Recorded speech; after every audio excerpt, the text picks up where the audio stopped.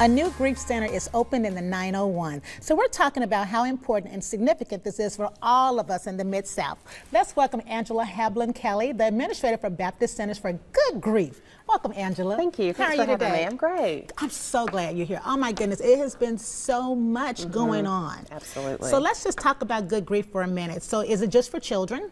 No, our program has been around for 25 years. We're actually celebrating 25 years this year, and so thrilled to be able to add Dorothy's Cottage. But we provide comprehensive grief services for children, teenagers, and adults. So that's individual counseling, grief groups for all ages, camps, retreats. All of that is open to the entire community, and it's all free of charge, thanks to our generous donors and sponsors. Wow. Yes. So you just, how do you get in touch? Like, walk us through the steps, because I'm just so glad to hear that, because I had no idea. So we're all mental health providers that work in our offices, but we want to make it easy for the community. So all people have to do is call themselves. They don't need a referral or anything like that. So they just call our office directly. We will talk them through our available services and see what's right for them. That's the other great part of our program, is it's so individualized. Some people may need the individual counseling. Some people really may just need a grief group to be with other fellow grievers. Share. Absolutely, absolutely. So when you meet someone and you kind of find out maybe they maybe need a little more personal or attentive detail, do you kind of recommend that they kind of scoot to the side and kind of maybe go individual as opposed to a group? Yes, we definitely assess everybody, and even within a family, one family member may need one thing and one may need another, and so that's really something I'm proud of that we're able to offer, is that individual grief care, like you said, for all ages. Yeah, because sometimes it's hard to discuss things with family members. You may want to keep something private and just share with an individual. Right. You know? We see that with families. A lot of times families try to protect each other, or they'll think, well, she's not crying today. It looks like she's maybe not having a hard day, so I don't want to bring it up. And so a lot of times that can be kind of a secondary loss within families, is all of a sudden we're not talking to each other when we're all hurting. And so we really do work to try to help families learn to communicate differently now, because without that valuable, loved family member, you know, things are different. Everything's different. So how do we navigate this as a family together again? Yeah.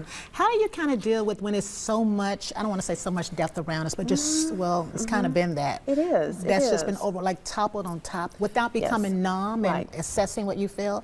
What do you kind of tell a person that's kind of working through that? Yes, you're right. Sadly, we do not have to look far to see grief and see the impact of grief. And I think that's the most important thing, is if we don't talk about grief, if we don't learn healthy ways of grieving, then we're going to cope in unhealthy ways. You know, grief is going to find a way. Wow. And a lot of times it's kind of our human nature to think, well, let me just be quiet or stay busy. But grief actually needs attention and care, and it needs support.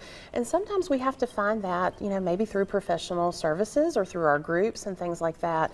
But grief does need attention, and it will demand it. Yeah. Are there any signs we can look for when we're thinking about it?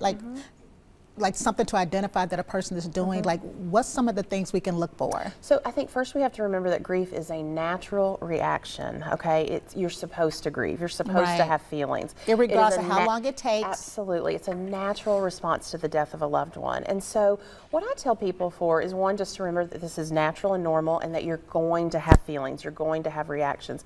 But then when I look for things that maybe are going to cause concern, is what is something that is maybe more or less than how that person was before, you know? So for example, fatigue. When you're grieving, you're going to experience increase in fatigue. So are we staying in bed 3 days, or are we at the point we're staying in bed 2 weeks? You know, we want to kind of look for those extremes in either more or less than that behavior. Maybe like fighting to be active and do things that normally just you jump out of bed to do. Right, because a lot of times, again, it's human nature. Let me stay busy, but a lot of times when we go to bed, when we finally slow down, our brain will say, oh, she's going to settle down now. I have some things I need to think about, and then that's where maybe the grief will start flooding you at that moment. So more anxiety on top of that. Absolutely. All right, Angela. Okay, so we're going to take a quick break and share about Dorothy's Cottage when we return. See you guys in a minute.